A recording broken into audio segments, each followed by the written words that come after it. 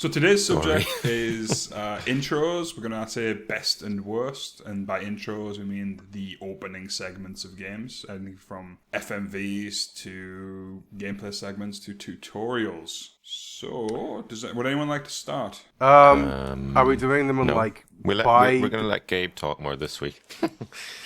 Huh? Well, Because no. Gabe's the only one who knows what he's fucking talking about.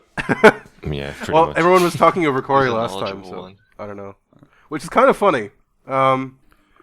So I guess I'll start with one of my favorite intros from last gen. Not necessarily my favorite game, but the intro to Bioshock, I think, was just absolutely sublime. Yeah, that's a Not good so choice. much the bit on the plane with the voiceover. I feel like the voiceover was a little bit out of didn't really feel like it fit that well. But when you actually land in the water, and that's just gorgeous.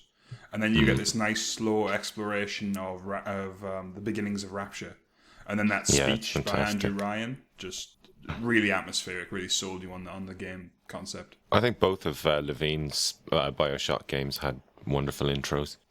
I wasn't really a fan of Infinite at all, but I will say that the intro was absolutely fantastic. Like when you shoot up in the sky and the song is playing, and you're just like slowly descending down into Colombia, I thought that was really awesome. But then the rest of the game happened, so Yeah. With Infinite, I'm kind of stuck between it being like obviously a riff on the original Bioshock intro, but I do really like the symmetry of it being essentially the same thing but in reverse. yeah. Like in Bioshock, you start in the sky, you end in water, and then you enter Rapture. And then in Bioshock Infinite, you start in your boat, you go into the sky, and then you end up in water in part of the baptism scene that starts the game. Yeah. And It's very clever. yeah, it's clever. I mean, it's a little bit masturbatory, but I always thought that was like a really clever kind of take. And then it really tied into the end of the game with how it was all kind of a game about Bioshock, basically. Which again, very masturbatory, but clever. Yeah. I think it was a little more masturbatory than clever, but yeah, I'll give him that. It was clever at least.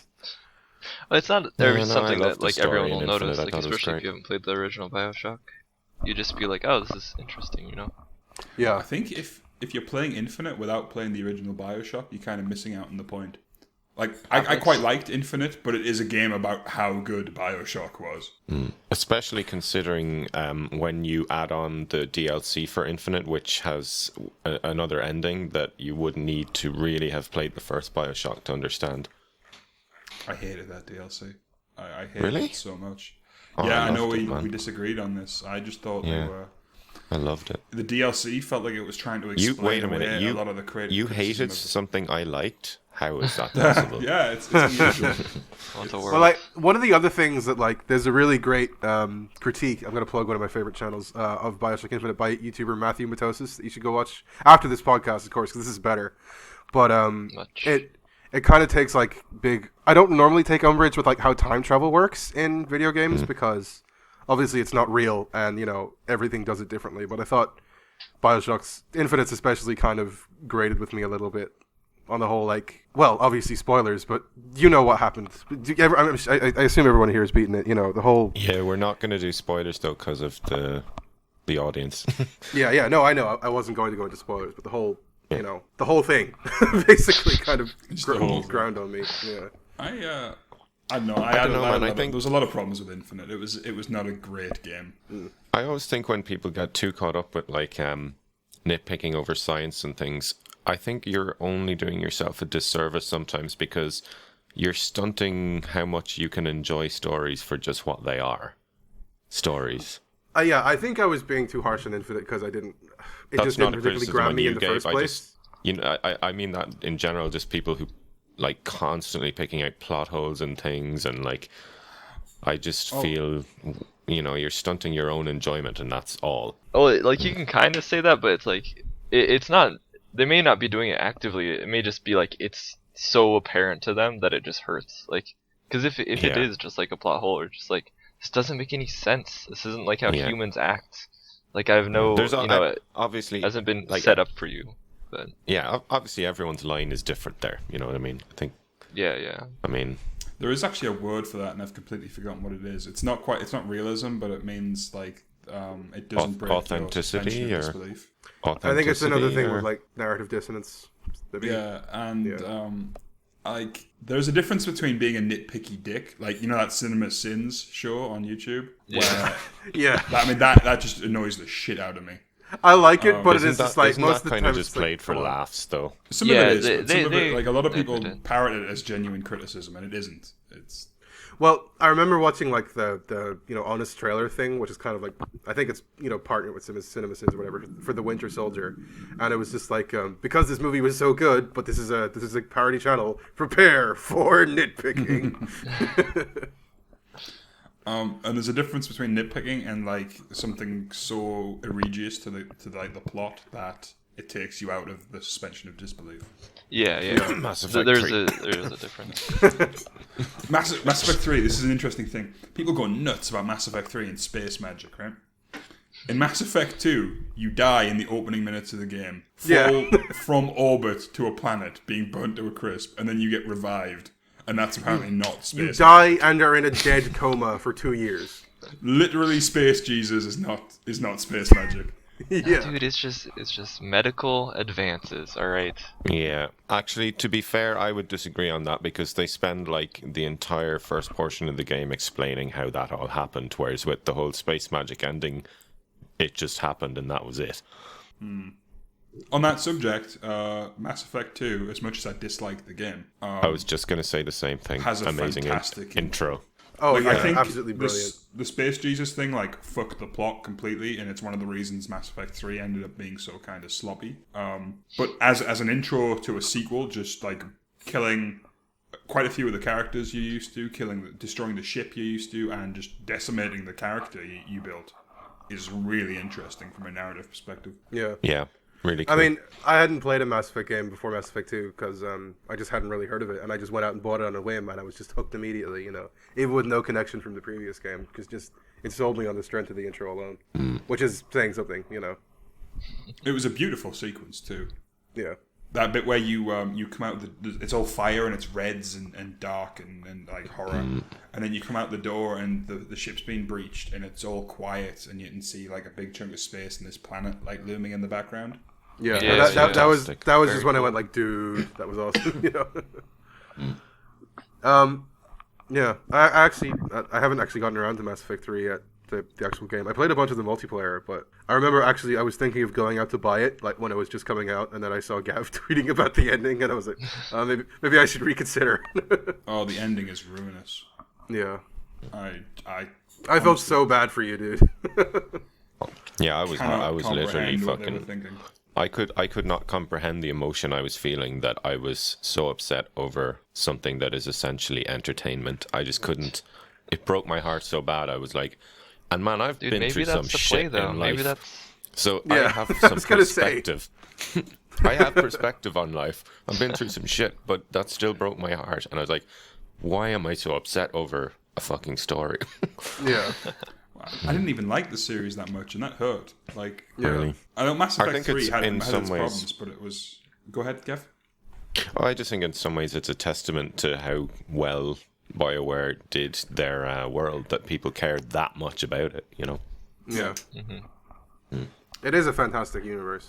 That was like the best part of Mass Effect 2 and why it took me so long to beat, because it was one of the few like unfamiliar universes that I just felt like diving into and wanted to know everything about. So the polar opposite of Destiny, And the first Well, ending actually, literally made everyone think that they had destroyed the entire universe in like Yeah. a 3-second sequence because they didn't explain what that were certain so thing happening short. actually meant. It was cheap. The whole game, to be honest, was cheap, which I think it didn't so much get me the first playthrough because it's a very emotional game. It's very emotionally charged, which I liked. I thought it was actually more engaging than Mass Effect 2 and 1 in that like shit was happening everywhere. Yeah. And then you play through it the second time, and you're like, hold on, this game, made millions on a franchise that's made millions, and it's so fucking cheap. Like, it looks like shit. The animation's terrible. There's corners think- being cut everywhere. I think that was more an indication of the time in which they were allotted to do it, wasn't it? You think, yeah, Rather than- yeah. I also think like Because the engine and the models were very obviously aging towards the end of the generation. Yeah, definitely. In comparison but to some actually, I prettier thought games. the animations to me seemed better in Mass Effect 2. They did. Yeah. Like the running animations and all that kind of stuff. Yeah.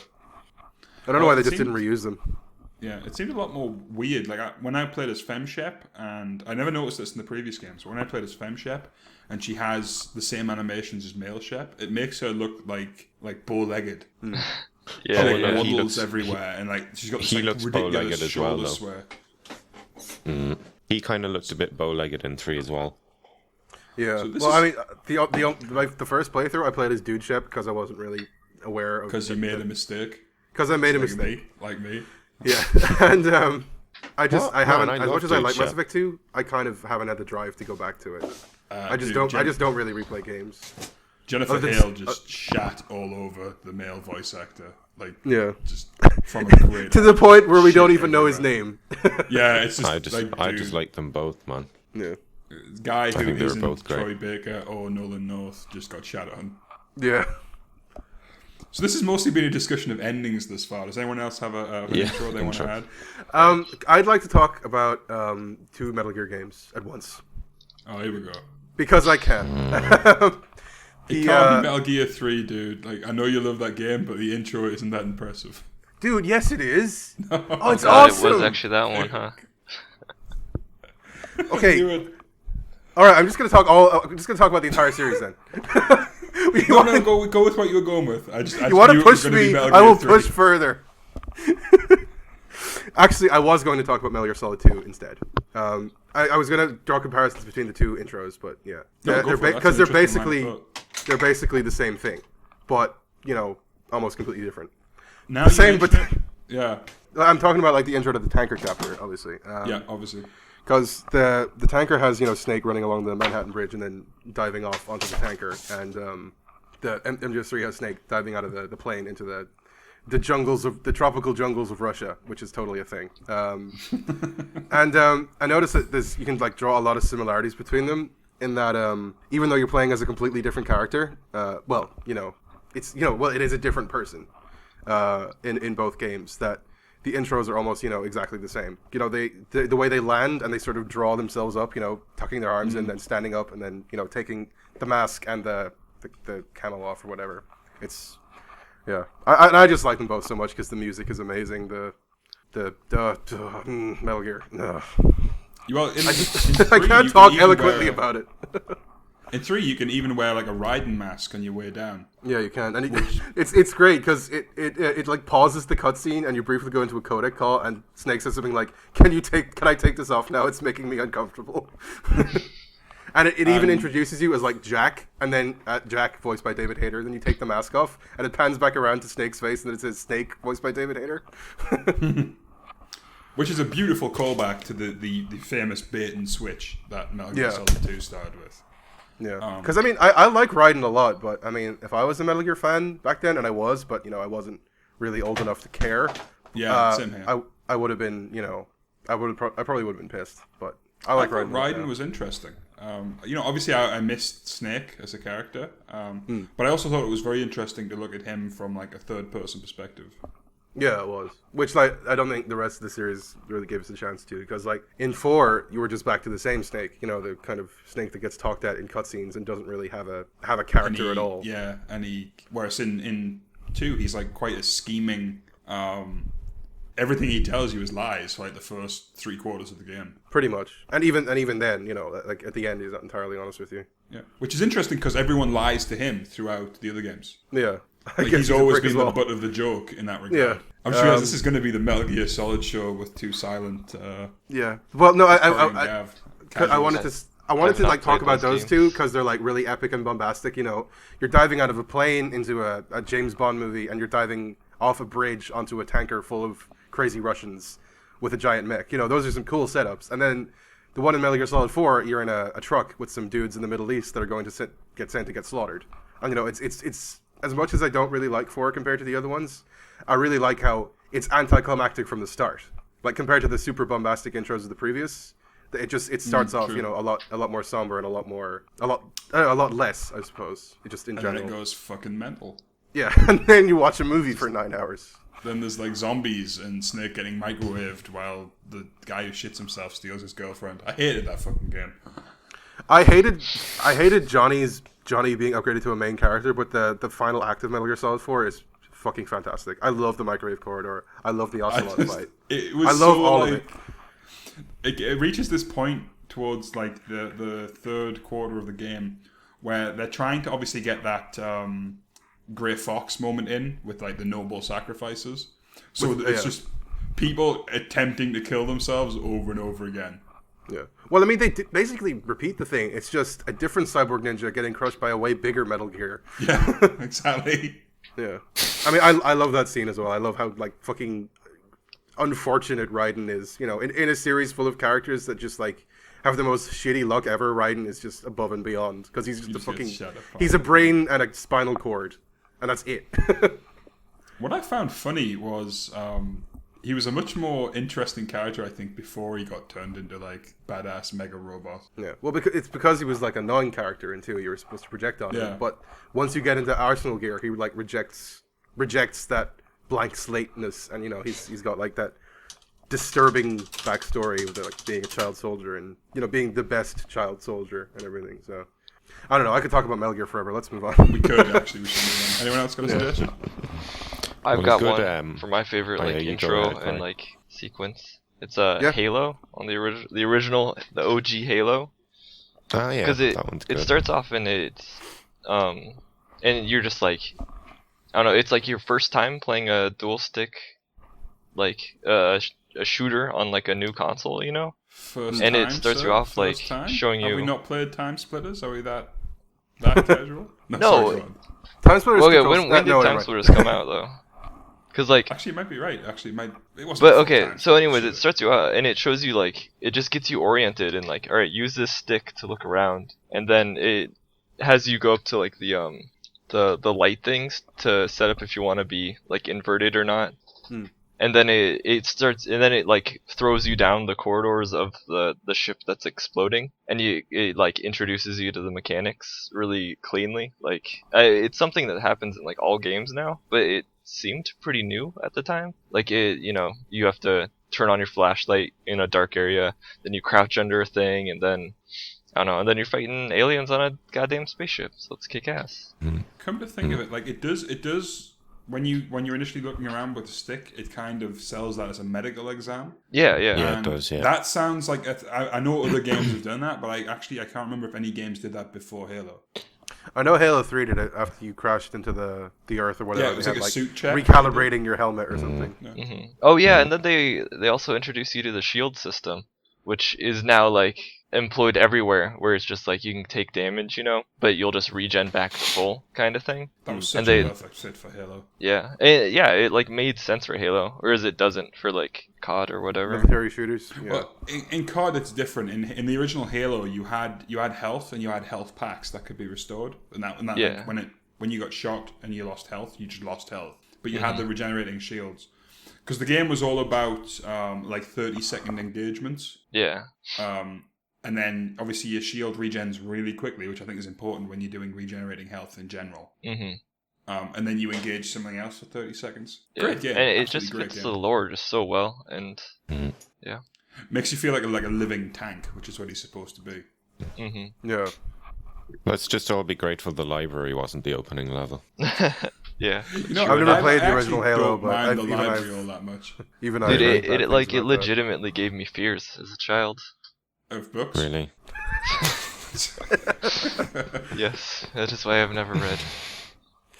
Gave it up, dude. Yeah, like the introduction of the Halo itself, the ring, is pretty good too. Like you go from this cramped, like I mean, the intro of Halo is like graphically it was impressive for the time, but it was still like another sci-fi spaceship environment. We'd seen that 1,000 times. Oh yeah. And then you get into the little ship and you get launched to the ring world, and then boom, the level just opens the fuck up. Yeah. And you can see the whole. You can like the cool thing about being inside a ring world is you can see the rest of the world like going up in the. I'm making fucking hand gestures here, like the spire of it coming up and around. It's an incredible visual. It looks pretty fantastic in the new remastered version as well.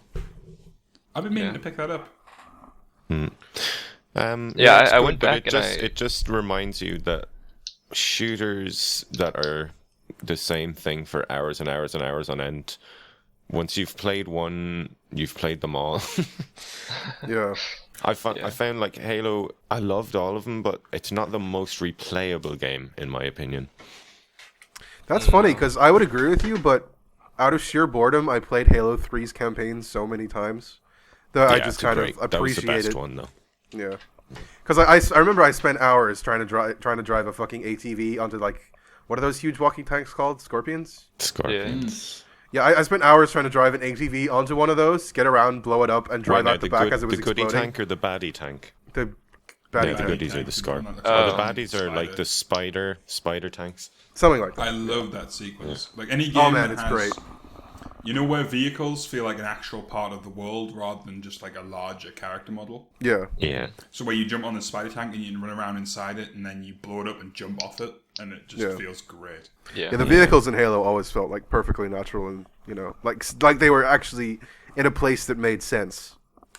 Kind of. It did have some goofy physics with like the mongoose in like super bouncy shocks and stuff. But Well, the goofy physics were the goofy too, physics in with the sparrows in Destiny was the best part of the game.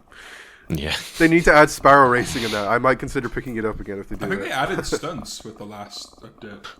I don't So they get didn't add Destiny. any They worthwhile gameplay. don't seem to want to add anything in that's actually fun. They don't want to add anything in that people will cheer and laugh about. Except The way they seem to like say it is like the one thing I heard. I'm probably misquoting it, but was like that wasn't part of our vision for Destiny. Like it's very clearly that this is like their pet project that they want to make exactly how they want. I mean, I think that shows in every facet of the design. Yeah. Like, look at the fucking sound design. Talk about our vision. You can't change the sound balance. Oh, Yeah, you can't my God, turn it the down. sound in Destiny drives me crazy, man. Yeah. Every game needs an option to balance the music and sound effects because the guns in that game are like 10 times louder than everything else, and you've got this glorious, wonderful, glorious soundtrack, and you can't fucking hear it properly. Over Dinklage. Over Dinklage Well, I can barely hear him. Shitty fucking narration. Yeah. Anyway. I would have liked the mute Dinklebot option. That's for sure. On the subject of games opening up from the Halo level there, you should wax lyrical about Oblivion for a bit, Gav. And Gav. Really, I didn't I'm- think yeah. Oblivion had. I'm that the great an Oblivion intro. expert, really. Like, for like, I this love is- the an Fallout. amazing The Fallout. I love the Fallout 3 intro where you've got like Liam Neeson as your dad. like I like the Fallout 3 intro, but it's fucking boring to replay. Like Oblivion's intro at least throws you into the action immediately, even if it is pretty preset what you can do. Maybe but I'm Fallout just is tired just of going like through that sewer so many times. that Yeah. opening sewer. It's brilliant. Yeah. I you start in a really like the dungeon, sewer. Into the sewer, right? And then It starts when you off in come a out- dungeon. When you come out of that fucking sewer, it's amazing. yeah. Yeah. Like, just But then genuinely you also mind-blowing save how Because big that was- before the you world leave, is. so you can just remake a new Yeah. character from the save rather than going through the intro. Oblivion You was can. like my first Western RPG. You can save just before you leave the thing though and readjust all your skills and stuff. Yeah, so yeah. that was Exactly. Like, it was I the think first that- like open world kind of RPG sucks you I out a played. bit though. The first like proper one, like the only ones I played before I would hand were Pokemon and like Final Fantasy X. So when I got out of there and I was like, make your way to whatever the place was, Chaden Hall, or do whatever you want, I was like, what? Yeah. Really? And it was just That's an like, awesome oh my feeling. god, it was incredible. Especially as I'd just been able to pick all the skills I wanted. And of course I made some fucking god awful useless mismatch because it was the first time I was playing. And But- because Okay, the Oblivion but- leveling but system because makes the leveling no fucking system is- sense. Yeah, the it's leveling terrible. in Oblivion is god awful. It's the most unintuitive system I've seen in an RPG. They tried to But, adapt you what know, they had in it's funny Morrowind, how, like, which everyone- made sense at the time. Everyone would come out of that sewer and like go straight for the dungeon right across the river. that Yeah. linear dungeon. Yeah. Well, I turned around and went to the city, and I was like, I can just buy shit. I can join Yeah. the arena. I can join the Mages Guild. I can. Oh my god, I was just incredible. I still remember exactly what I did the first time. I came out, I wandered around a bit, and came across a camp with a dude with a book about vampires in his satchel, and killed them and stole all their fruit, and then ran down the river and got like a disease from a mud crab and died. I Nice. got like Killed by a mud mungo fever from a mud crab. And just died. Mungo fever. Yeah. Yeah. And I hated that game. I can't remember really my first death in Oblivion. The games in general, but I still remember that first playthrough. Yeah. Skyrim. Well, Oblivion, really I think, is in the same way. Yeah. Oblivion, I think, of all the it does a lot of stuff the best out of all the Elder Scrolls games. I think, like all the it had just such a good balance between the exploration and then it actually had interesting like guilds and stuff, which I think Skyrim was lacking a bit. Dude, fuck the Skyrim guild so much. The storylines in them are so fucking bad compared to the ones. You know in what Oblivion. was annoying about the Thieves Guild, man, in Skyrim? Like half the missions, you're with two NPCs who just want to charge into battle all the time, and it's like, And man, everybody. I have wasted Guild- my sneaky character. Yeah, the Thieves Guild is like the Thugs Guild. You're basically just like extorting Yeah. people. You're not being sneaky. pretty much You're not is. stealing a fucking Elder Scroll and sneaking into the palace of the entire world. And Yeah. oh, that mission is so good. Were the assassin missions any good? They were okay. Yeah, They highlight focused on the Oblivion storyline with the Jester too much, I think. The highlight of Oblivion was that like Agatha Christie fucking quest. Oh yeah, that was the you fucking That was the really murder nice. house. Oh, Yeah, that was yeah. so good. Yeah. Yeah, Skyrim didn't have that. It just had loads of Draugr dungeons. Like I kind of felt like in Skyrim they focused on the guilds being like another storyline rather than you doing things someone in an actual guild would do. Skyrim fell into the I didn't trapping feel like a of- mage. I didn't feel like a fighter. I didn't feel like an assassin. I just felt like another. I just felt like this was another take my MacGuffin and go do this story. It was like a smaller, shittier main quest. Like I love, Yeah, I agree. I adore Skyrim, right? I love it, but I'll freely admit it fell into the trap that most big games fall into nowadays. In it put more content rather than less good content. Yeah. Well, I think that's Bethesda to a fucking T, though. Well, yeah. I don't mean, know, man. Fallout that's- 3 for me had so much good stuff in it. Like so many cool little things that when you're out exploring, you find all these little stories and things. And I think Fallout 3 had a better world and like better like unique quests, like the quests within Oasis, was it with the guy from Fallout 2, the tree guy? Harold. Like that was oh like yeah, Harold. Yeah, that was like that the was highlight cool. of the game for me. But New Vegas had a more like, in New Vegas, I kind of felt like doing more quests because they were usually going to be Yeah. interesting, like the ones with the ghouls and like the one in the casino with the like the cannibals. You know, that was. I just Oh, that felt like was it had funny. more That was better like content. eyes wide shut or something. That was such Yeah. a weird. It was very weird. Yeah. Yeah. Okay, does anyone else have any intros they want to bring up? I was going to talk I've got about a Dark couple. Souls. But you can go ahead, Okay. Gav, if you want. Okay, well, we all know that like a good intro, like basically eases you in and teaches you how things are going to go before hitting you full on. So Yeah. I'm going to go with Battery off Master of Puppets. No, seriously though, Half-Life 2 and Dead Space 2. They were the two I kind of. Half-Life 2? Yeah, as much as I love Half-Life 2, I think that intro is boring as fuck. It was I would say it was a little boring. I remember getting. It's way overlong, dude. It's like literally half an No, hour I love before it, you man. start actually It just fighting sets- and it- shooting things. Yeah, but it sets up the tone and the atmosphere so well, like, do you know? I was just thinking the other day Yeah, how yeah, I good thought Half-Life that 2 was still really looks. well. Like, if you look, I was playing Dying Light. I know we keep talking about this in the podcast, but I was looking at like the facial animations, like the I'm talking Or honestly. the lack of. Yeah, the lack thereof. And then I went back and I played a little Half-Life 2, and I was like, I can clearly see what these guys are saying. And this game is over 10 years old. Oh yeah, And I there's can clearly still see very few what games Alex- that have as good facial animation as Half-Life 2. Yeah. And you can clearly see what Alex is feeling while she says what she's saying. Like, you know Yeah. what emotion she's feeling while she talks. Like, Yeah. But yeah, I thought Half-Life 2. What is it? It's it's the train ride. The train ride, and the thing with Barney, processing Barney. There's a little bit of a chase, Yeah. and then you get the HEV suit, and then you. it's such a anyway. fantastic setup, man. I mean, the whole, like, setting up City 17 as a place, that's what it's doing, like. Yeah. And setting Yeah. up. Setting It did up feel like time. a really real place to me. You know, I agree with Gav, and I time. think Gray's wrong. That's how this works. I do think it was a little bit overlong, and the whole like, I'm not actually that keen on like the first 2 hours of Half-Life 2 until you get in the boat. But I do think it did a really good job of setting things up. It just went on a little too long for me. I do like how they did the same thing they did in Half-Life. In Half-Life, where you come in through the tram, all of the areas you see are places you eventually go.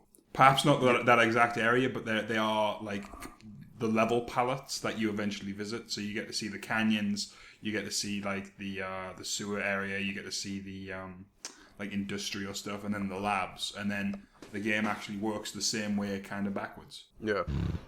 I never finished the Half-Life first, 2 does the same thing. first one. You haven't? It's not No, worth it just- mentioning because Zen is terrible. I was gonna Yeah. say I got to Zen and I was like, "Fuck this." I do not it enjoy hasn't dated first-person platforming, and it's just first-person platforming. And apparently, the puzzle boss at the end is just god awful. So, Well, you jump in his brain and crowbar him to death. well, I heard like the boss was just like you have to juggle platforming and shooting specific parts at specific times and shit like that. And it's just You shoot Give him, me his that- head opens up and you bounce in his head and throw right. C4 in his brain. It's fair enough. Give me that in a platinum game, but not in a first-person shooter. And Dead you're Space gonna- 2. Amazing I'm opening. trying to remember what happens in the intro in Dead Space 2. I love the It's game. it's straight into the action. You're in the hospital and the guy's talking to you, and then suddenly his fucking face rips apart and explodes, and you're cast into a fucking necromorph invasion with like a sliver of health and just told run. And it was so Or you're wearing a effective and fucking straight jacket too, as I recall. cool. Yeah, exactly. You can't even defend yourself. It was so clever. That opening animation where he gets popped open is so fucking gross. Isn't it? It's like the Thing levels of It's just nasty. horrific. Like he slowly comes Yeah. apart, and like you see like the effect of the necromorph virus like up close and personal. It's like, Yeah. The eyes. I need to good. stop being a huge baby and get around to those games sometime. best action shooter. Dead Space 2 just straight up. Yeah, it's fantastic. It's I amazing. would agree.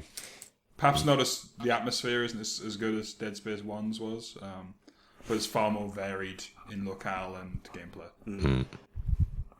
And you were going to say Dark Souls, Gabe, because you're predictable. Yes, I am very predictable. In the words of Geese Howard. I was playing. I went back because Dark Souls 2 got the content patch on PC the other day of like the few things from the new re-release update, and I was like, I suppose I can give it another go. And I started I off. have a question. Yeah. Is that new HD or whatever fucking remastered version of it? Is that coming out on PC? It is, but you have to pay for like the better graphics and stuff, unfortunately. Oh, okay. I'm probably still gonna get it.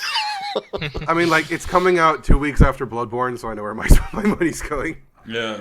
Yeah. But I was playing through the tutorial, or well, not the tutorial, because you can just fucking run through it, which is kind of my point. How much I appreciate the Undead Asylum only kind of became apparent after I could just run through the tutorial in Majula, because I remember playing it the first time and it taking me like an hour to get through, and it's like, this is fucking miserable. Like, I hate this game. Why am I playing this? It sucks.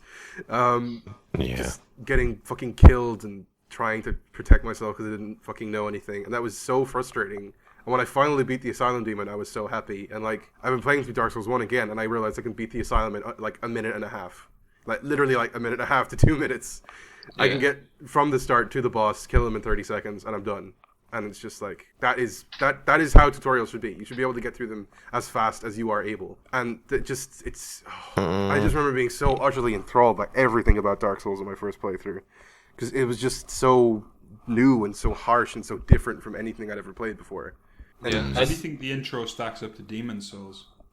I like the Demon Souls intro. I really like the Demon Souls. But at intro. the I same love time, this. I appreciate that you can skip it, but at the same time, I would like the ability to be able to like speed run it like I can with Dark Yeah. Souls. You know?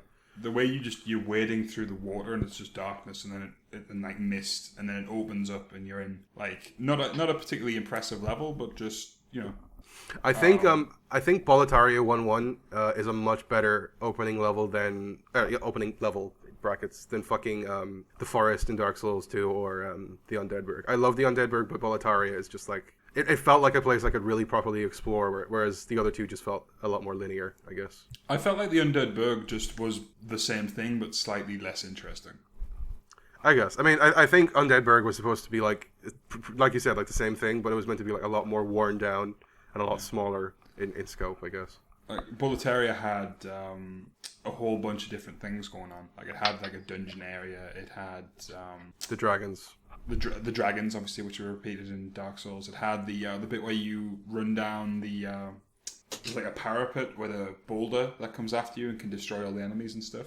Yeah, and then you go up on the battlements, and you know there's an optional like mini boss you can go and fight, and it's Voluntari is a fantastic level. And you're opening like I think Demon Souls had a lot more, because it was a little bit more linear, had a lot more shortcuts you could just unlock.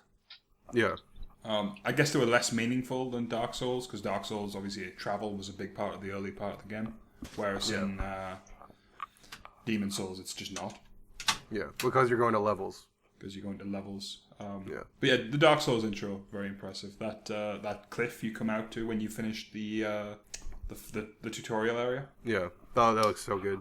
And it's just this I remember hella reading precarious cliff with like a fucking giant crow at the end. Yeah, I remember you reading kinda the just have to message keep after going. I got out that was like, well done, now proceed ahead. I was like, all right, here we go, we're doing it. I got this shit.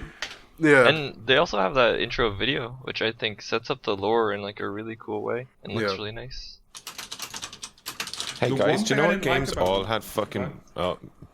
sorry, no, I'm just changing the topic there. You finish first. The one thing about Dark Souls that I didn't particularly like is the way you're released from your cell just felt very perfunctory. Yeah, I don't really like- remember, like, why There's that happened. a dude walks past and drops you a key, and then I think that's the same guy who gets crushed by a boulder. It is, Yeah, it's yeah. Oscar, yeah. Well, Yeah, no, and- if you look in the room where you find Oscar, you can see, like, he came in through the roof, so it's theorized that he went to fight the Asylum Demon, and the Asylum Demon fucking launched him into the atmosphere. Oh, really? Yeah. Nice. And I didn't know who he was or why he would do that, and that just felt kind of like. Then again, maybe that fits into the Dark Souls universe quite well. Yeah. Yeah, not knowing he who was someone trying to is and fulfill why they're something doing and then stuff. died. That's kind of par for the course in Dark Souls, isn't it? Yeah. And it ties in with what he does. Like he also gives you his flask when he's dying. Yeah. He's just like, you know what? I'm a helpful guy. It's a hard world out there. So I'm dying. Please take the thing that heals all undead.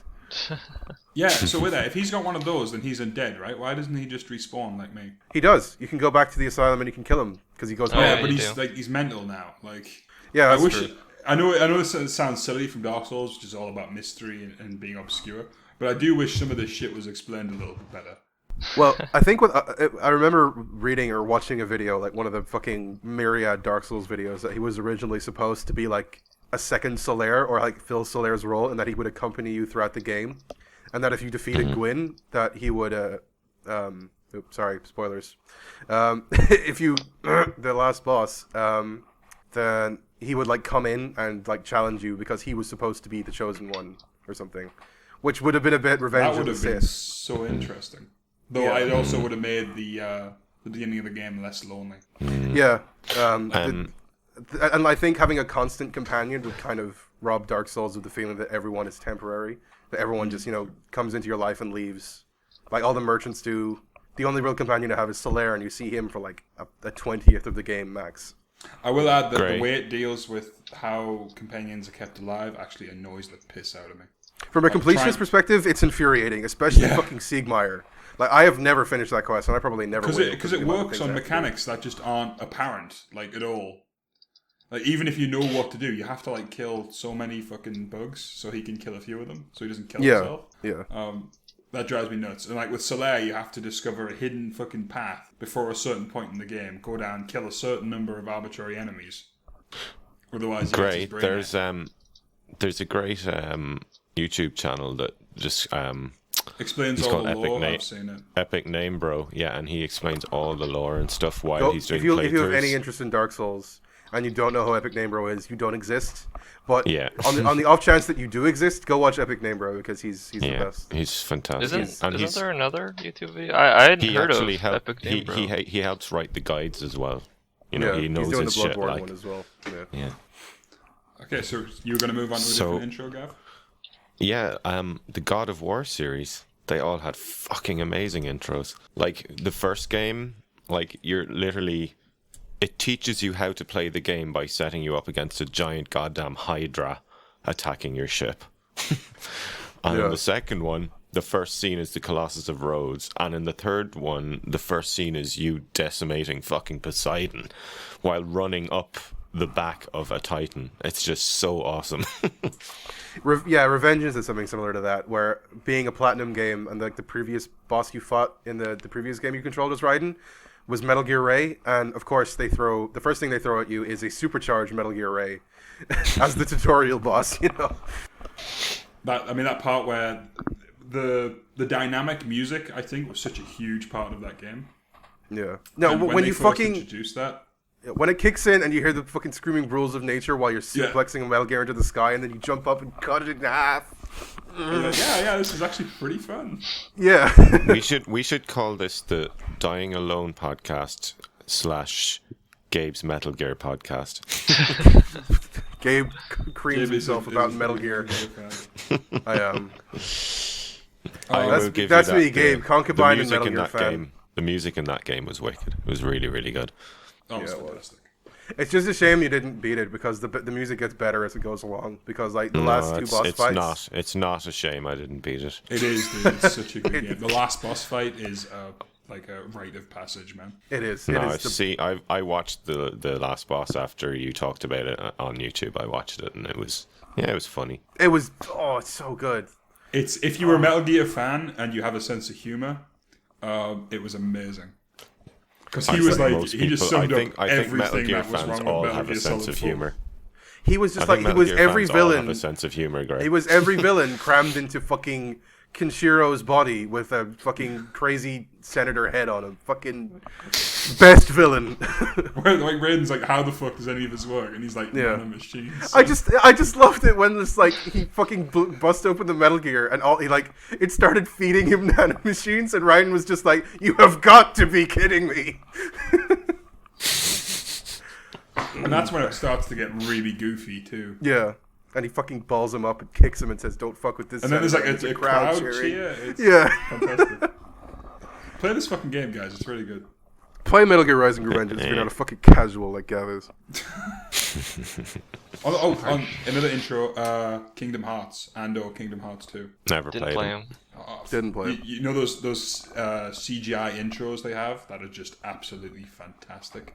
The Final Fantasy style ones. Yeah, they are Final Fantasy style intros taken to like the next level, where it's like these thumping techno tracks with like quite a ethereal, kind of female-led vocals and really trippy visuals of characters like falling through water, which turns into the sky, and like it's very strange, but I think it just captures the nature of the games, which are quite trippy. Wait, now Kingdom Hearts, is that the one where they have like Disney characters in it? Yeah. Yes. Mm-hmm. What is it? Okay, can someone explain to me how this works? What is that story and how does it work?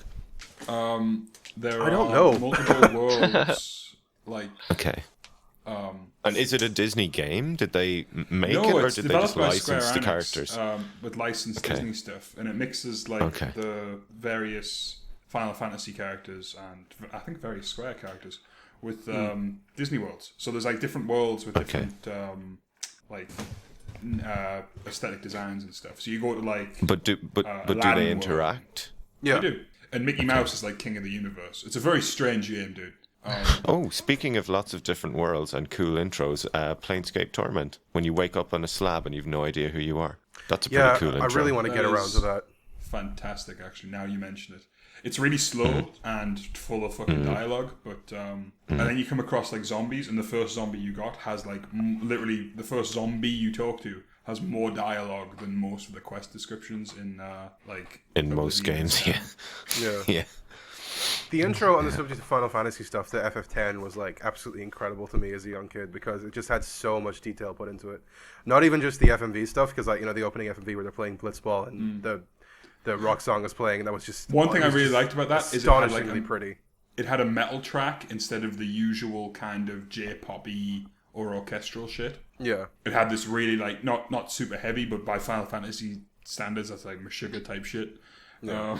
The song kind of sounds like Rammstein. I thought it was by Rammstein for a really long time, but and then you're finding these weird monsters in this giant fucking techno city, and then this black blob of whatever the fuck just absorbs you and sends you into the future, past, whatever. Just spoilers.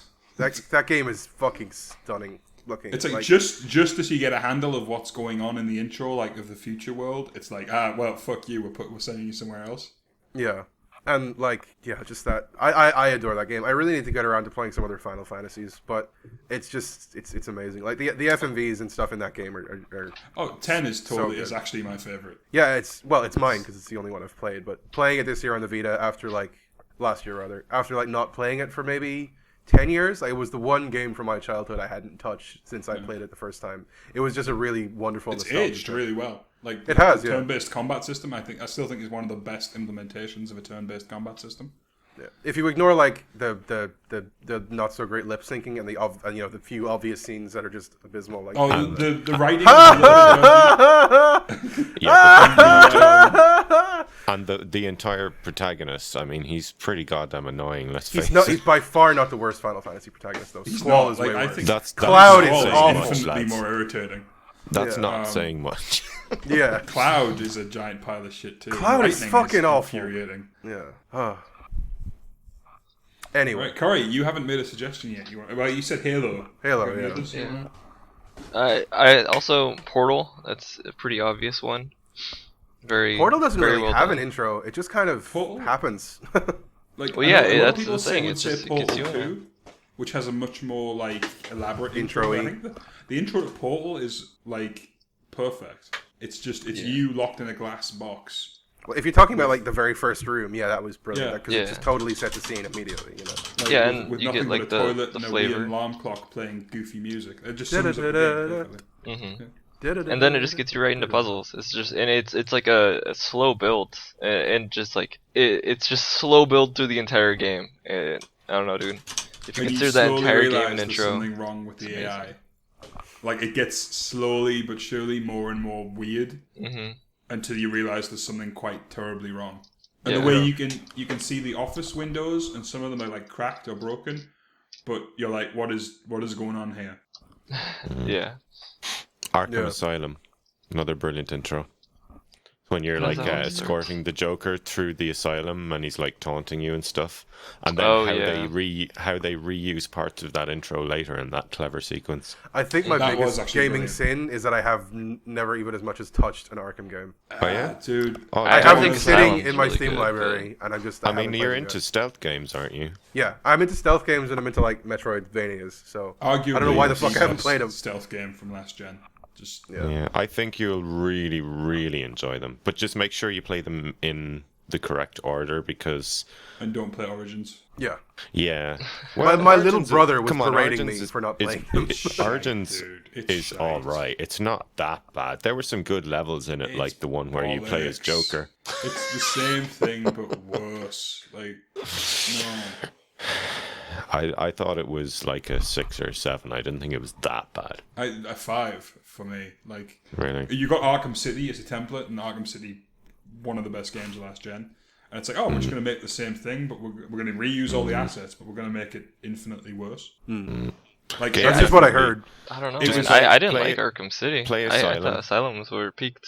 It depends on if you prefer open world stuff or Metroidvania. Yeah. I'm fine with Mechanically, either. I both. appreciate Mechanically, a the well. games are as good as each other, but it depends on. I what you prefer. agree, yeah. I appreciate a like really them both well planned equally. small open world as opposed to a Skyrim style one. But Yeah. yeah. I mean, my favorite kind of Metroidvanias would be Cave Story, where it's basically linear, but there is some exploration to be done. The intro of Cave Well, Story is kinda Asylum interesting. is quite. Asylum is a small world, but it's really intricate, and the way it unlocks itself into other areas is really, really clever. Yeah. It's kind of Dark Souls-ish in that respect. Whereas I don't City feel like is Dark much Souls more is, open. is really an open world game. It feels like a corridor that you can go back and forth in. Yeah, and that's Speaking why of- I would compare Arkham Odd Asylum to it. Dark Souls comparisons. You know how people go, "Oh, it's like Dark Souls in that regard." Like Zelda, oh, it's a lot like Dark Souls. Actually, Dark Souls is the cool new thing to name check. I came across the weirdest fucking Dark Souls reference the other day. I was watching a video on Dai Katana or Dai Katana, however that's fucking pronounced, because I've been replaying it and I wanted to see if there's any way to make it less awful. Has John Romero made you his bitch? He has made me his bitch, or at least his fucking invisible robot frogs that shoot you in the kneecaps have. And there's a guy I think people don't like this game because they don't appreciate hard games. And really, it was kind of the Dark Souls of its time. Yeah. Truly, the Dark Souls of video games. I'm just there's a lot of ways to describe Dai Katana. Dark Souls of its time is probably not the one I would use. Is that supposed to be in a sense that it wasn't appreciated? Because Yeah, like Dark 'cause it was Souls too is hard. the most appreciated game of last gen now. Everybody loves it. Oh Yeah. no, the idea is that before Dark Souls, no one liked hard games, and people didn't. I don't like... necessarily think that's true. It's not true at all, and people didn't like Daikatana because, I mean, okay, to put it into perspective, the first level is like bright green. It's full of mosquitoes, like literal mosquito-sized robots that could do massive damage, and you have to shoot with a gun that isn't hit scan. Oh god. And robot frogs that are like literally like 2 inches high. Again, you have to hit with your non-hit scan weapon, and it's just frustrating as fuck to shoot them. And it's just like for an opening level of anything, it's absolutely fucking abysmal. And people are like, oh, it's just hard, and you don't like it because it's hard. It's like, no, I don't like it because it's shit. I think what they're trying to say is get good. Shit, he's got you there, dude. You should have just been Work better. on You should your have build. just hit all Work the on your- enemies. Yeah. Stop leveling decks. It's actually not as bad as people made it out to be. I think disappointment kind of drove it. It was very much I think it was the Destiny of its time, to be honest.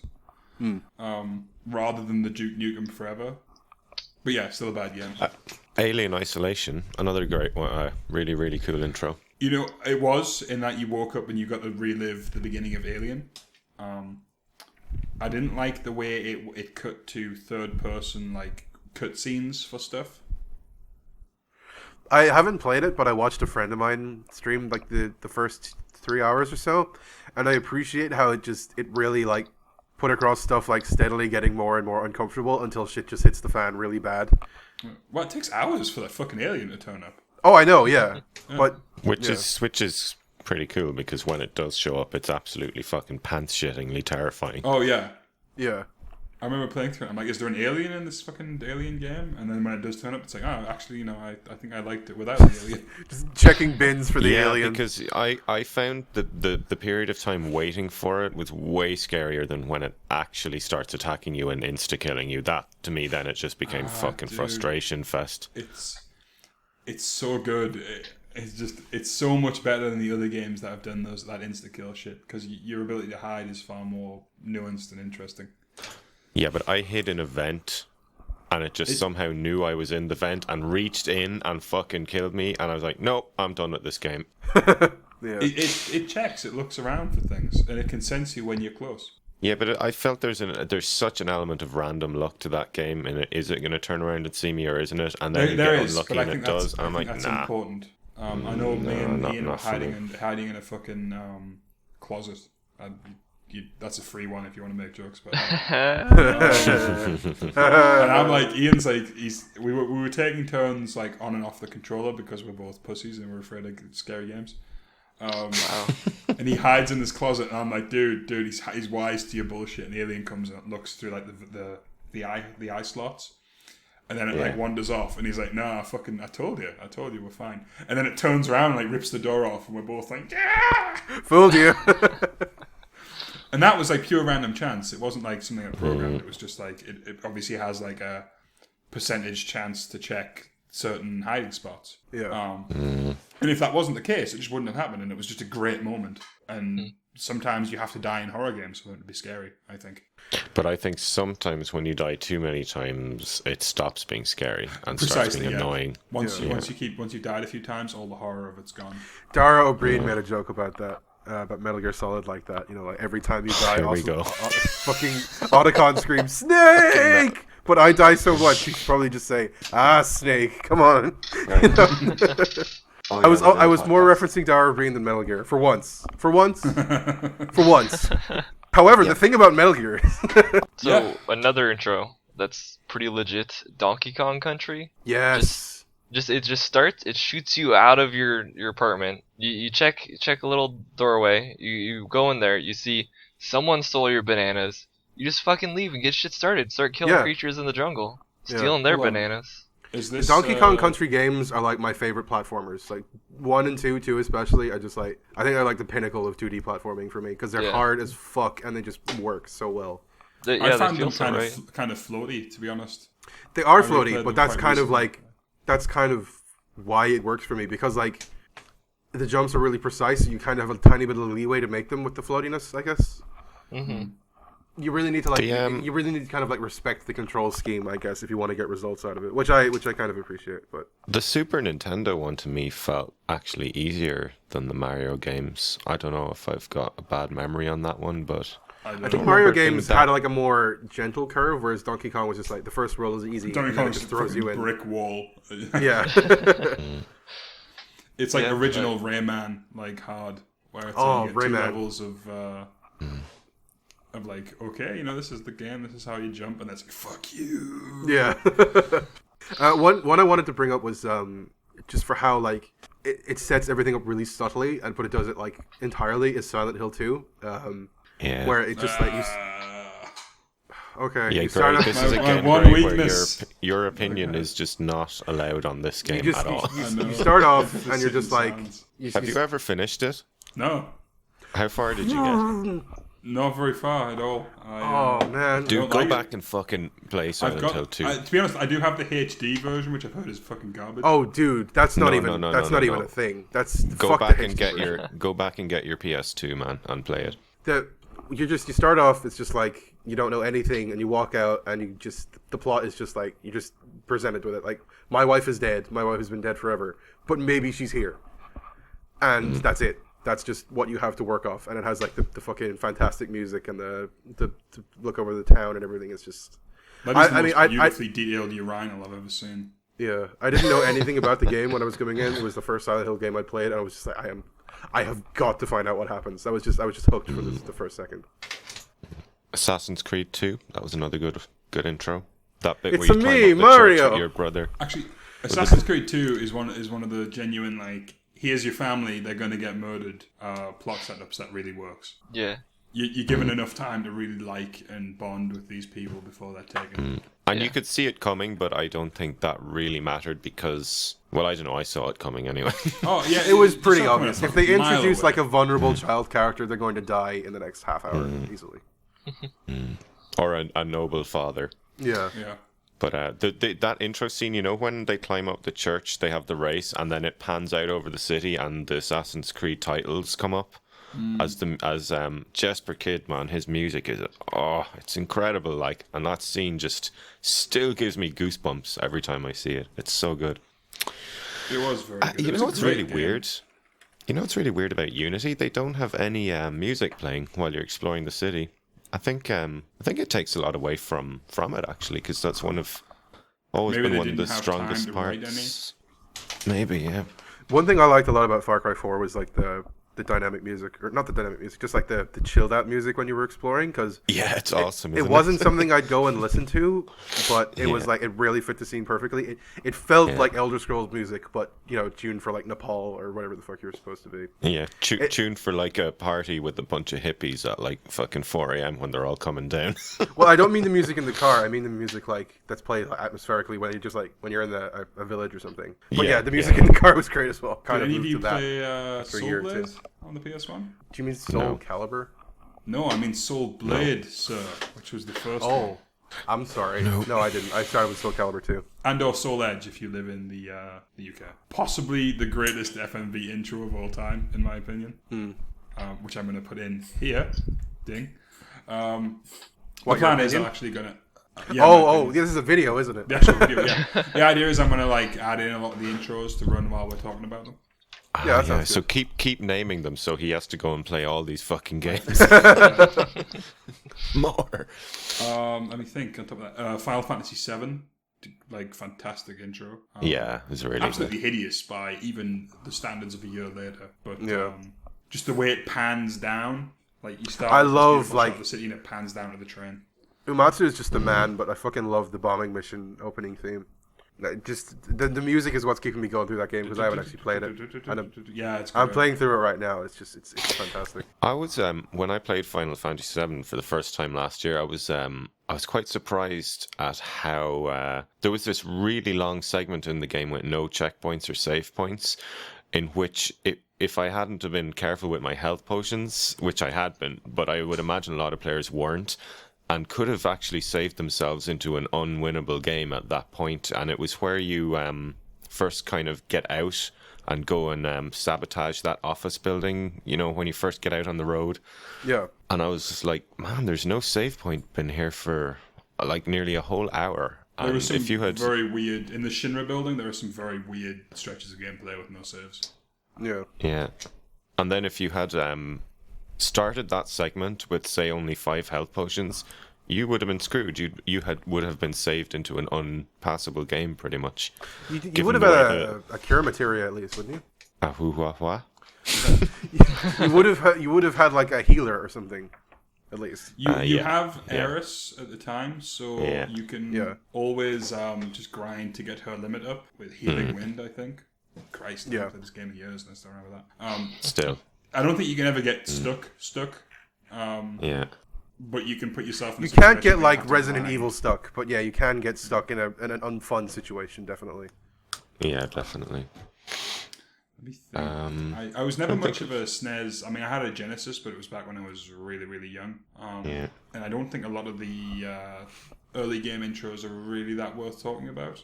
No, A like Link to the Past pre had a 64-bit pretty era. good one. I don't really think that there were anything in particular, but Link to the Past. Yeah, that was pretty. It kind of just gets you into things. Like Yeah. Plus, it was a similar feeling we talked about earlier with Oblivion, where you come out into this open world and you're like, holy fuck, I can go wherever I want in this? That's amazing.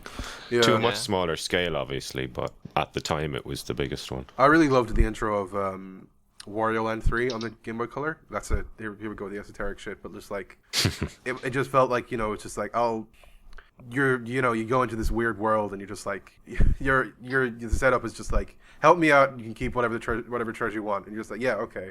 I'm an opportunistic bastard, but whatever. I'll just go with it. What are some of the worst intros? Just before we go on to the worst, I want to mention the first level of COD 4, like the one of the tanker. I was totally going to bring that up. Oh, that was so Actually, good. Dude, I felt like it was one of the few times in games of genuinely got my heart like fucking pounding in my chest when you were like, you know, at the end when you're running through it and the ship's like collapsing and everything. I was just like, holy shit. Amazing. You know? Yeah. Really interesting from Actually- a narrative perspective too. Like you go from all these World War II games, which are morally black and white, to the first mission of COD 4, and I think the first thing you do is you kill a person who's asleep. Yeah. Or you watch as a person kills a person who's asleep. And I was fuck me, this is like pretty grim, you know? Yeah. And that sets the tone for the rest of the game perfectly. This morally ambiguous, like miasma of violence and like patriotism and terrorism. Yeah. Yeah, I think Modern Warfare 2 as well had some fucking brilliant heart-pounding moments. I never actually played the campaign of that one. Because to me, Modern Warfare 2 took it to its logical extreme. And I think they may have peaked too early with that because the rest of the games didn't really have the same effect then after that. But I thought Modern Warfare 2 was too cartoonish. What worked about COD 4 was that it was, compared to the previous games, it was like violent in a very new and very grey way. COD 4 just like kept hitting peaks, like the fucking the first mission, the nuke, the all gillied up. You know, they're all like I think equally as good. oh as each man, other. all gillied up. That mission was so amazing. It was. Yeah. There's a bit in COD 4 where you legit watch as a man's tortured to death. Yeah. It's pretty shocking, yeah. Yeah, I mean, it's not really anymore. I but don't remember that. Which was that? The terrorist guy, the Iraq Oh guy. yeah, Jesus, yeah. Hey, weren't we talking about this the other night, Gray, while we were playing Dying Light? That Call of Duty has some seriously grim scenes in it. Like, it's kind of became a staple, which I think makes it a bit less effective. Like every game has to have the scene where the character you're playing dies. the one in Black Ops 2 really got me. The I won't say who, but there's a character, quite a central character who gets tortured until they're dead, and it's a really fucking grim scene, and it's just really disturbing. one of the grimmest scenes I think in games for me is in the original The Darkness when you're forced to watch as your girlfriend just gets Christ. Yeah. just Absolute brilliance. holy shit. I was just like, oh my fucking god, I can't believe they did that. And they set it up so well with the scene before where you just watch the movie with her. Where you can watch To Kill a Mockingbird in its entirety with her. Yeah. Yeah. Like God, that game is one of the few games that has genuinely like made me feel bad for a week after I finished it. I was just so sad. That game was like a flawed masterpiece, really, It wasn't it? Yeah, was big heavily time. flawed, but so brilliant. I liked how it used its own flaws. Like The World War II hell segments were fucking terrible. They were really But bad. they went on just long enough, and they got progressively darker and grimmer and more horrible until eventually, when you come out of them, it's like a breath of fresh. You literally come out of them in like a piss-stained sewer, and you've never been more glad to see like a piss-stained subway. Yeah. I remember being like, oh, thank God, I'm out of the World War II segment. Oh, my aunt's being murdered. Yeah. The second one was good, but I felt it didn't quite capture the same tone. The second it one definitely had some great moments, though. It didn't feel like a sequel to the game. It felt like an adaptation of the really shitty comics. And the comics are fucking terrible. I think one that is simultaneously the worst and the best is Brutal Legend, because it was such an amazing intro, and it made you love everything about it. Well, it made me love everything about it, and the whole world it built and everything. Yeah. And this And fun then little combat RTS system. sections. And then it turns into a fucking RTS. So basically, the entire intro is lying to you. Yeah. That hurts. If it had just been like a straight up God of War ripoff, it would have been. Yeah. The It would best have game worked ever so much made. better. I don't know what they were thinking. Like what they had didn't work. I think it's just Tim was just Schafer not having any overambitious, self control. wasn't it? Yeah, it I was love Tim overambitious. Schafer, but he really doesn't. Has there mean, ever he's trying to been do like something a new. cooler world? Like it was just such fun to drive around. If you're in a your heavy metal hot nerd rod like and- me and you are, Yeah. then it's like the coolest thing ever. But I think it was kind of lost on a lot of people. Yeah. Fuck those Honestly, people. I don't think so. I think it had that like Jack Black, we like rock and roll, which is like the we love science of music. And to be fair, a lot of appeal. the metal in it I mean, it wasn't exactly extreme metal. accessible. It was, yeah. Well, there was some extreme stuff. Like there was that. Well, actually, then I think about it, most of the black metal was just like Cradle of Filth tier. I'm thinking that the hardest thing in there was Cradle of Filth. And which is like Cradle of Filth is like black metal for you know, Babby's first black metal band. kindergarten black Yeah. metal.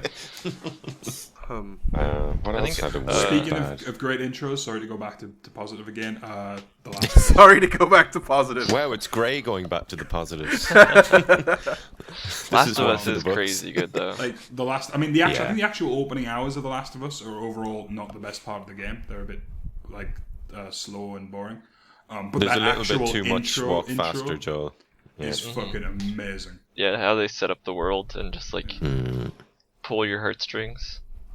There's a moment in that intro where the little you're playing as the little girl still, and she just looks out the window, and you see this explosion in the distance. I thought that was such a really effective moment. And the sound, like the sound was muffled in the car with the rain and shit. which is Exactly, yeah. Yeah. It was So yeah, really, bad really well done. intros. I think I made a joke Witcher- when you brought Witcher this 2. up. Final Fantasy 13, 20 hours of First intro. 20 hours. Yeah. Perfect. Witcher 2 was a bad intro. It was just a complete info dump. Yeah, you Yeah. can't do that. Both mechanics and lore just dumped on you from every direction. Yeah. And which is a pity, because I'd imagine it turned a lot of players off a game that in the end turned out to be It did great. turn me off. I actually finished the tutorial, got to the first area, and I was just, I really don't feel like playing this anymore. This is giving me a headache. The impassable dragon boss didn't actually do a lot to make me enjoy that game. Yeah. Oh yeah. Because that seemed think, to work on. Like, Oh, Dragon Age Origins. I think that game has like it has Depends. 6 intros that are all Jesus, bad. yeah. depends who you Yeah. play as.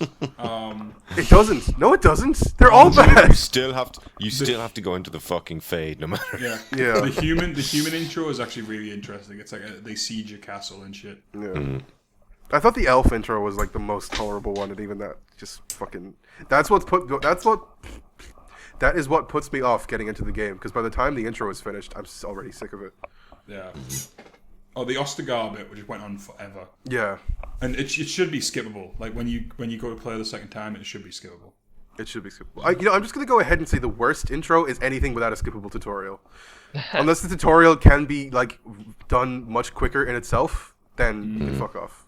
Yeah, I think skippable the videos, worst skippable intros tutorial. are the ones that just don't. And The worst intros are the ones that just dump all the info on you and don't give you time to learn the mechanics. You know who's really not great with tutorials actually is Rockstar, because I remember in Red Dead Redemption there was that dueling thing, and the tutorial text for it was a black box that popped up on the side of the screen as you were trying to play the duel.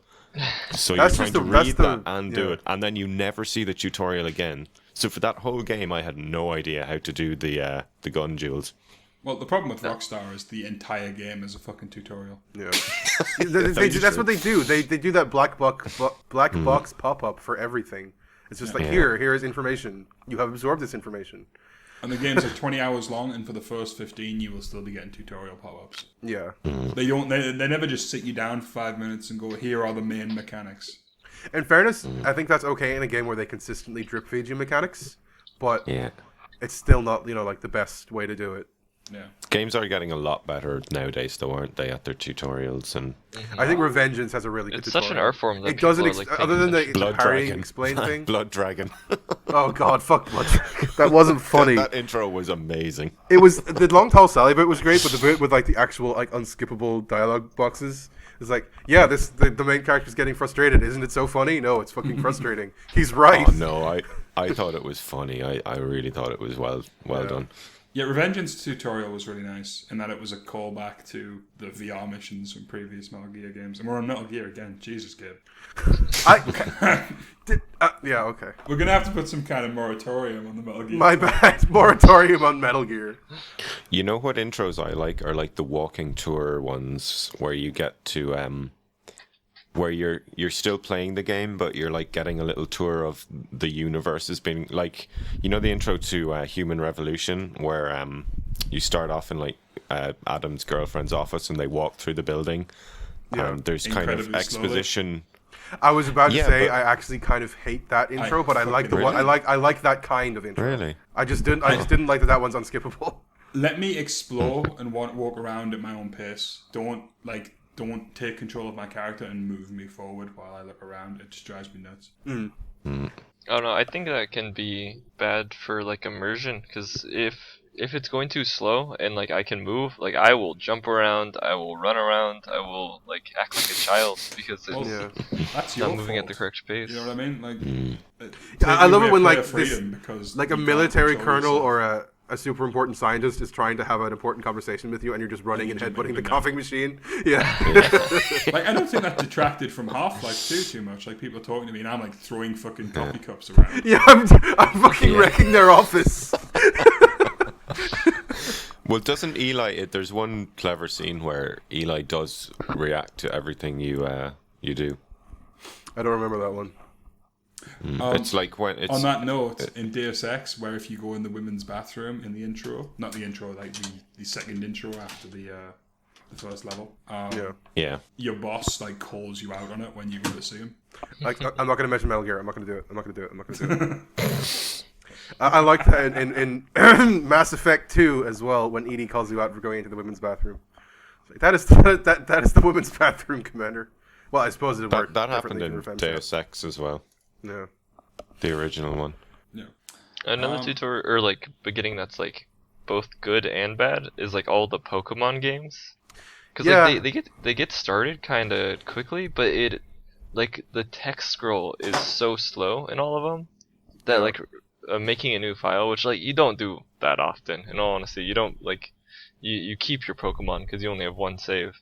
Yeah. But it's like I think Gen 2 had like the most dynamic one in that you go out and you know it's the same thing. You go out on an errand as like the first time, but like you actually have a reason to take a Pokemon this time, or there's a reason for the rival to take a Pokemon, and there's a reason behind like naming the rival and stuff. But I don't know. I love Gen 2. It's a problem with Nintendo games in general. I kind of wish they would have like an I am an adult mode, where like they can, like it's the problem with Nintendo games in that they are aimed primarily at children. Like, really that's not a diss. Like they are really popular with like the older crowd and the nostalgia crowd. But mechanically and in terms of how they're presented, they're often aimed directly at children, which means tons of tutorials. You're being walked through everything, and sometimes I just want to be left alone. And like I can't, like I really like these games, but I can't be bothered to sit through like an hour of tutorials to get. They've gotten worse about them because the Mario 64 tutorial is barely a tutorial. It just like throws you in there and you read a sign. It's just like, here's how you jump, here's how you punch, and that's it for like the rest of the game.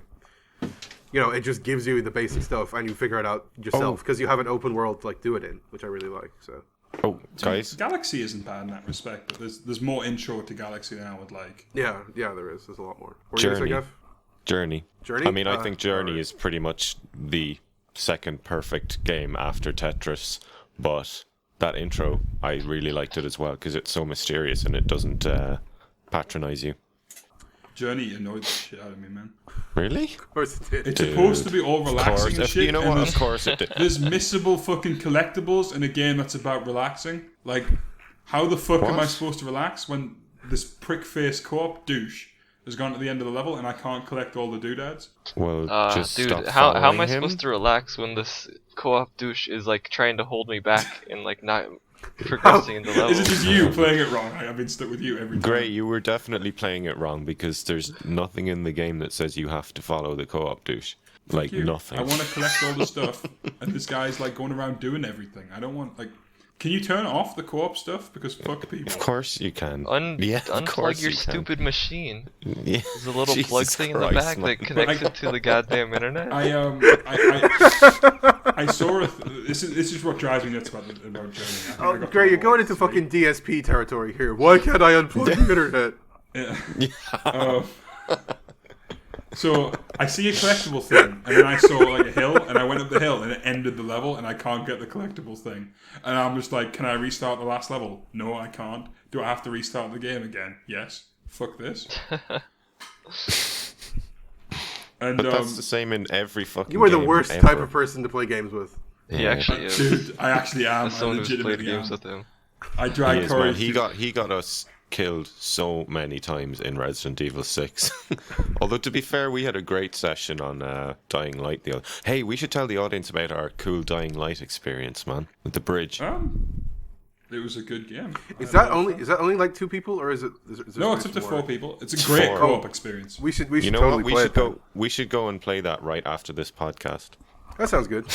We should. Yeah. Well, I need to edit this for a couple of hours, and then. But yeah, we should. Well, I mean, it's gonna take me forever to upload it anyway. So Yeah, good point. So basically, me and Gray, like, were playing that game the other day, and we saw this gigantic bridge, and we were like, "Hey, you know, it'd be interesting to see if we could climb up that bridge on one of the girders." And not And we only did. could we, but the game actually rewarded us for being so adventurous and That's awesome. exploring. Yeah, and that's like that's like the thing that frustrated me most about Destiny. Just the invisible walls fucking everywhere. yeah.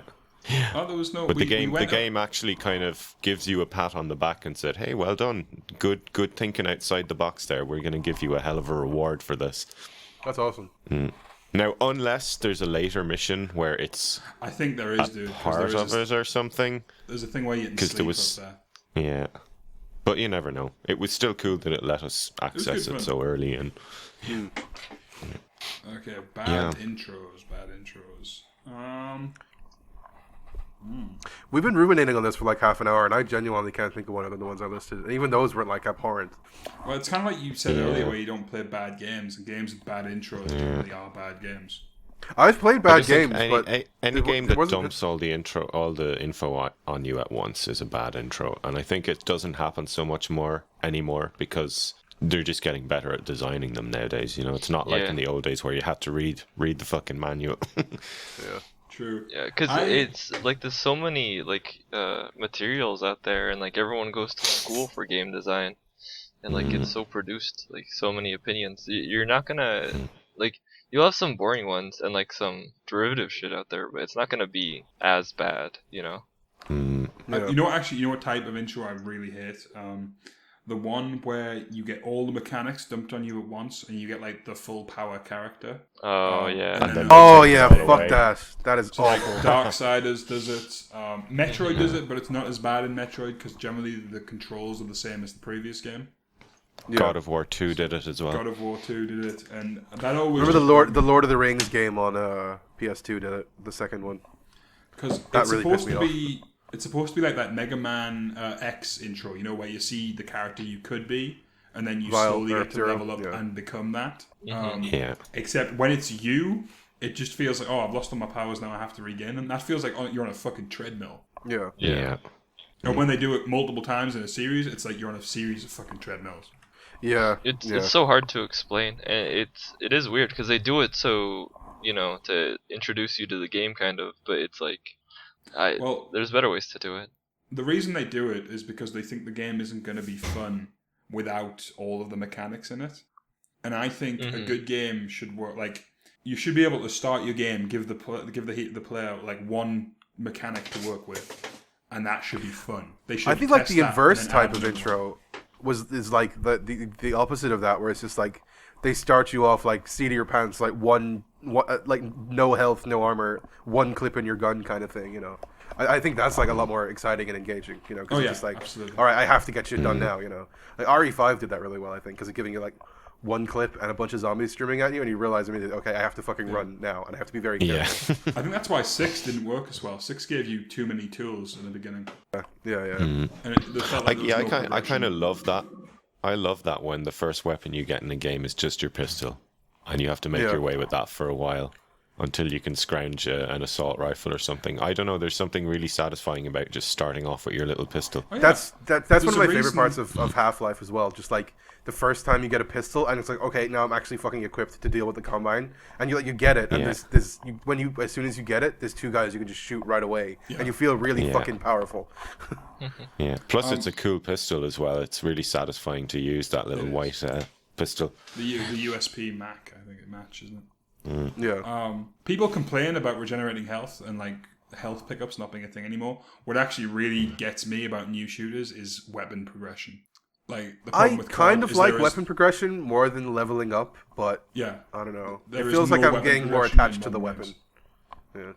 like What do you mean by weapon progression? Sorry. Upgrading your weapon rather than yourself. No, not necessarily. I Oh. mean, actually, just progressing from weapon to weapon. In most right, yeah, games, it's very in old shooters. It's controlled when and where you get weapons. Yeah. So in Half-Life, you have this wonderful progression from like pistol to machine gun to shotgun to, and you know, it's quite traditional in that aspect. But And each of through the the levels entire is game. designed around you getting this new tool and you using it. Yeah. And you get like through- really through kick-ass ones, like the pulse rifle and the RPG at the end and stuff, and Yeah. you know. And through the last few levels of Half-Life 2 as well, the way they are with the ammo drops and stuff, it makes you use all of your weapons, and it gives you specific situations in which they know a certain weapon is going to be the one you're going to have to use, and yeah, it's really clever. Like And then Resident they Evil have, used like- to have this, in that your weapon progression was very tightly controlled until Resident Evil 5 and 6, which I think fucked it up. Well, no, it still is. They do slowly progress the weapons. They just give you a lot more of them. Yeah, but you can buy stuff in 4 and in 6 you start. I think you start with too much. Yeah. 6 is. I but found it 6 funny is that you just started like- with like fucking Bayonetta dual pistols as Leon, and then Yeah. your partner has a triple barrel shotgun. Yeah. Yeah. That shotgun's so good. Do you And remember with that Chris, bit you get like in- an assault rifle and a sniper rifle, and that just feels Yeah. so un-Resident Evil. And your fucking Gladius fucking sized knife. Whereas look at remember Resident that Evil bit in 4 Resi and look at the 4? weapon progression there. It's beautiful. Oh yeah, it's perfect. Yeah. the bit where you're in the mansion and you come into this huge room and there's all the dudes with shields coming up either side of the room, and you have to like navigate your way around that room slowly and with just what you have, and by the end of that battle you always have like maybe 2 bullets left in your gun, and it's just so well done with the weapons. that game. Even Resi 5, I think, handles like depletion of ammo really well, because you're like, you constantly just have enough, basically, I think. Yeah. Unless you're playing with Shiva, then it doesn't handle depletion Yeah. of Then ammo she just so well. burns through all your ammo, yeah. Yeah. You just give her a pistol and that's it. No, like, I've only played it in co-op, so I felt like playing with an AI partner would have just been fucking miserable. I don't think she ever runs out of ammo for her pistol, actually. I think that's a thing. So I never gave her anything except the pistol. Yeah. So if we're going to talk about bad intros, I guess we have to define what a bad intro is. Like, just a bad intro to a bad game is just a bad game, isn't it? It has to be a good game where the intro sells it short or doesn't. A bad intro is something that either confuses you in how the game plays, or puts too much info on you at once, or makes you think, I don't want to play this Or game. too little info. Yeah. Like, I was Yeah, going to talk yeah. about Morrowind, which is a game I love, and the intro is fine for the most part, but, you know, I started playing it as, like, a stupid kid, and, like, just throwing me into that shit, I didn't know what to do. Like, you just, you make your character, you go to a guy, he throws a bunch of text at you. I don't read the text because I'm too busy, you know, playing video games. Well, And then I'm there's just, your like, stuck problem. running around as, like, super Read, low read level, the and I get fucking killed by manual, rats. Carl. He doesn't read the text. I in mentioned, RPG and I actually defends mentioned it. that in the last the last Corey, podcast. why I are think. you playing an RPG if you're not reading the text? Well, just when I was a stupid kid, that's just like I didn't, I wanted to play games. I didn't want to read all the stuff, and I think the moral of the story here is Morrowind isn't a game for stupid kids. No, it isn't. I mean, like I No. said before on the last podcast, I'm a child of the objective marker era, and Morrowind is just too open for me. Like I do not know what to do with myself when I get told do whatever you want. I'm just like, could you give me like a list? And he does give you a list, and I'm like, and there's a balance. where do I go? between like the list and the pure openness of it? Yeah. Oh, I mean, Oblivion leaves it very open for you. Like, it doesn't tell you where you can go. It just says, "Here's the map. Go do whatever you want." And like, Yeah. but it gives you like fast travel points for all the cities. And generally, as soon as you walk into the city, you see something like you either get like given a dynamic quest, or you see like Mages Guild, Fighters Guild, whatever. And it'll direct you itself relatively smartly. But Yeah. that's I love something I appreciate. I love the mod for Skyrim that turns the quest markers into descriptions in your journal. So it takes away your quest markers and it gives you kind of descriptions of where to go and how to find stuff, and it's really much more immersive. Yeah, than just it has to be like following the dot. quick and easily accessible, but the markers are problematic. They do just baby you. do any of you remember the original intros for like Tekken or Tekken 2? Yes, the one where videos. Kazuya throws what's his face off the cliff That and then had an turns to the intro? camera and smirks. Yeah. Yeah, that's I fucking love that one. groundbreaking for the time. Absolutely hilarious in retrospect. Yeah. I don't know. I thought like it would look really cool. It was like Hwoarang practicing his moves and everything, but some of the shit was just fucking silly. I really got to Oh, take the a piss, original man. Killer For an hour Instinct and a half. had that as well. Like I remember them saying they wanted to get like a mocap suit for some of the characters, but the mocap suit they had was either like a prototype or it was broken. And they couldn't get they couldn't get a woman to do Orchid, so they just put a guy in the suit Oh, and, no. and tried to make him do like a sexy female walk. Oh, wow. Yeah. I remember seeing that magazine cover for Orchid, where it's supposed to be sexy, like the old Lara Croft posters that are supposed to be sexy, and she's Orchid got looks like terrifying. a cuboid head Yeah. and like these huge like these huge tits, but they can't do like, Pyramid rounded tits. surfaces, so they're like Yeah. triangles. And Yeah. I'm like, I can't believe I used to whack off to this. Used to be a different world, dude. Yeah. Just used to be a different world. Even back in the day, like I was saying this to a friend of mine the other day. Like generally, when I was growing up, I played quite a few fighters growing up. People was like either Street Fighter or Mortal Kombat, and there was that 1% of people who played Killer Instinct instead, and that was me. So I was just like, hey guys, don't you like this werewolf and this skeleton and this total guy who isn't Ryu? I promise. I thought we'd have loads of good examples of bad intros, and I'm actually struggling to think of stuff too. Yeah, me too. I mean, the bad intros are the intros that like just don't exist. Like for just stuff that doesn't get you set up for the game. Because bad intros aren't memorable because of how bad they are. Yeah. Oh shit! Good intro though. Battle Block Theater with the narration. Oh my god! fantastic, Fucking yeah. Stamper is the funniest dude. I Yeah. love that intro so much, and all the It cutscenes gets- in that game it's are like- just hysterical. It's 0 to 60, and then those video bits with him are just pure gold all the way through. Oh, I mean, Yeah. just imagine how easy it would be for those to get really old, and they don't, Yeah. which is Yeah. really impressive.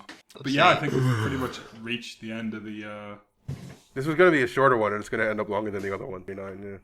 I know. I think Alright, it well, was good a job, good guys. session. There's a lot of No. stuff I can cut.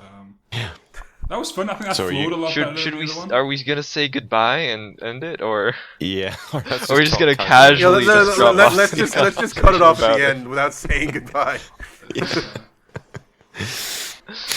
Well, yeah. So I says to Mavis, but that's a story for another time. We've reached the end of our podcast adventures for today, but we hope. Fuck it.